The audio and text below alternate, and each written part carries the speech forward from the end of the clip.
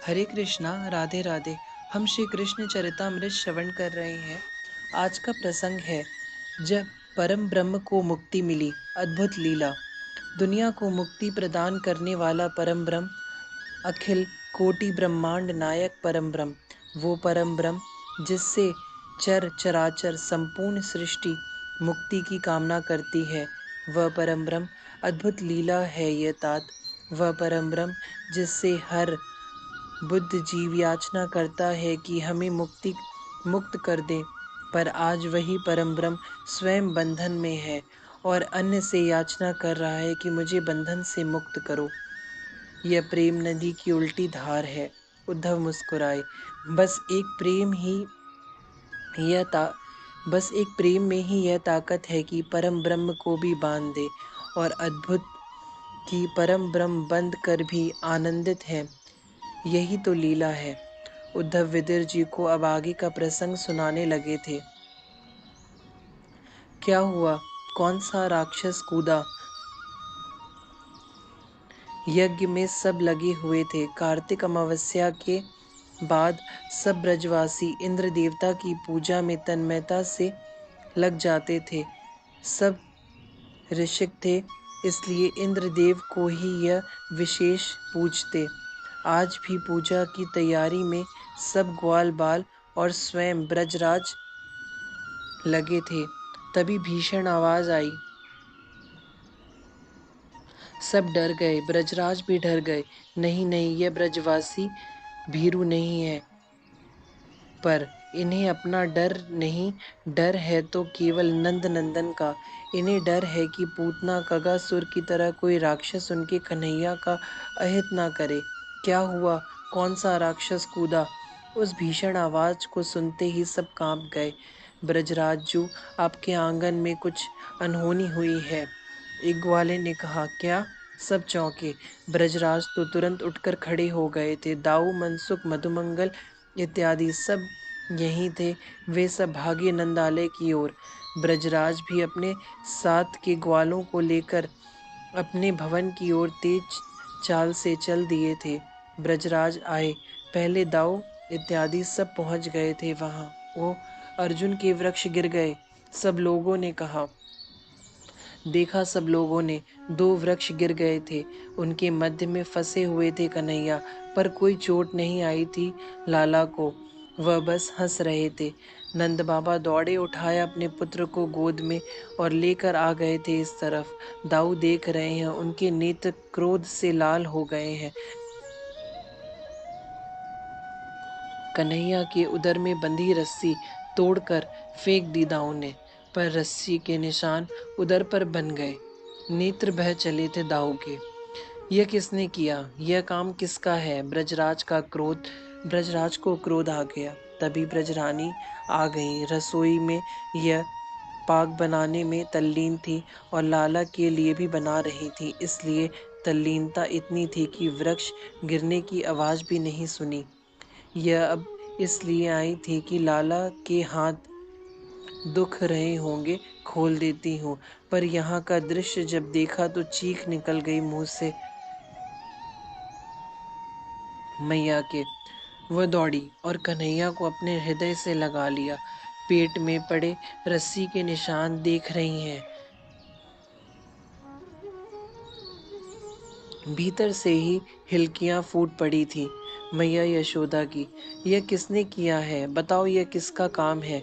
अरे, तनिक भी दया नहीं आई उसे। इतने फूल से कोमल लाला को बांध दिया रस्सी से। ब्रजराज बहुत क्रोधित है। दाऊ ने भी मैया का नाम नहीं लिया, न कन्हैया ने नाम लिया। मनसुख चुप ही रहा। भद्र मधुमंगल ने मौन ले लिया। मैया रोती हुई भंडार में गई माखन लेने के लिए। पेट में बने रस्सी के निशान में यह माखन लगा देगी। उपनंद जी ने वृक्षों को ध्यान से देखा। ये गिरने जैसे थे तो नहीं, गिरे कैसे? और कोई ऐसी आंधी भी तो चली नहीं, फिर ये गिरे कैसे? ये अर्जुन वृक्ष है, इनकी जड़ें बहुत गहरी जाती हैं धरती पर।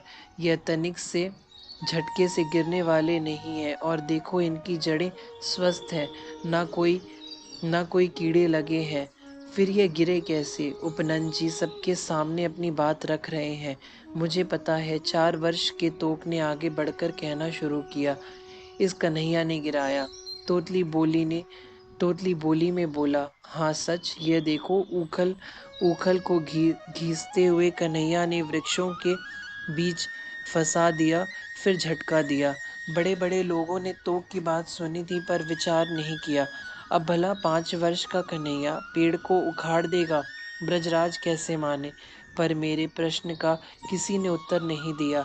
कन्हैया को उखल से बांधा किसने? ब्रजराज फिर सबसे पूछने लगे। मैंने बांधा था, ब्रजरानी रो पड़ी है कहते हुए। ये हाथ ही अपराधी हैं जिन्होंने इस कोमल लाला को बांधा। दया नहीं आई तुमको ब्रजरानी? ब्रजराज रोष में थे।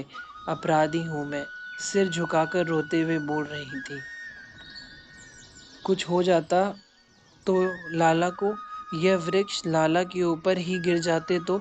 इन सारी बातों को सुनते हुए बस हिलकियां से रो रही है मैया। चल लाला, उत्सव में चल, वहीं खेलना कूदना चल। कन्हैया को गोद में लिया नंद बाबा ने और चलने लगे। दाऊ पीछे पीछे, सखा सब पीछे चल दिए। मैया अकेली खड़ी है आंगन में और अपने लाला को जाते हुए देख कर रो रही है।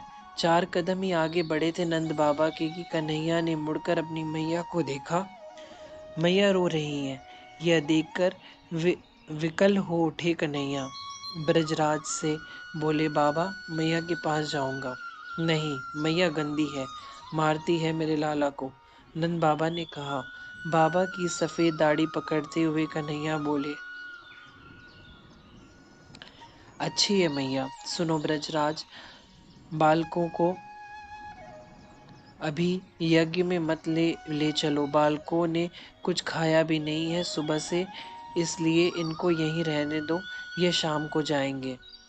उपनंद जी की बातें सुनकर नंद राय ने कन्हैया को गोद से उतार दिया और सब बालकों से कहा, कुछ खा के आ जाना। ब्रजराज अपने ग्वालों के साथ यज्ञ मंडप में चले गए थे। दाऊ ले माखन खा। माखन पहले दाऊ को खिलाने लगी मैया यशोदा, क्योंकि दाऊ से विशेष प्रेम है कन्हैया का। वह खाता है तभी ये खाते हैं। पर दाऊ भी रुष्ट है आज मैया यशोदा से। मुंह फेर लिया मैया की ओर से। दुखी हो गई मैया। मनसुख ने भी मना कर दिया। ऐसे भी कोई बांधता है? कोई पशु है लाला? मनसुख भी बोल उठा। मधुमंगल ने तो दूर से ही ब्रजरानी बहुत दुखी हो गई। क्या करे? गई अपने लाला के पास और मनुहार करते हुए लाला को माखन खिलाने लगी। पर नहीं, लाला ने मैया के हाथ से माखन का गोला लिया। ब्रजरानी तो अब टूट गई थी। उन्हें लगा अब लाला भी मेरे हाथ से माखन नहीं खाएगा। पर ऐसा नहीं है। लाला ने माखन लिया मैया के हाथों से और खिलाने लगे दाऊ को। मैया की नहीं दाऊ, गलती तेरी थी। मैया को दोष कोई मत दो। दाऊ ने मैया की ओर देखा। रो पड़ी मैया फिर। लाला इस तरह सबको मना कर रहे थे अपनी मैया के लिए। मैया रो रही हैं, हिलकियों से रो रही हैं। कन्हैया ने मुस्कुराकर कहा, मैया रो मत। क्यों रो रही है? गलती मेरी थी माँ। यह कहते हुए कान पकड़े कन्हैया ने और जैसे ही उठक बैठक लगाने लगे मैया दौड़ पड़ी और अपने लाला को हृदय से लगा लिया।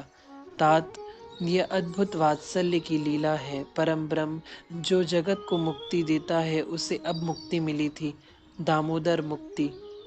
अपने आंसू पोंछते हुए उद्धव ने कहा था। हरे कृष्णा, राधे राधे।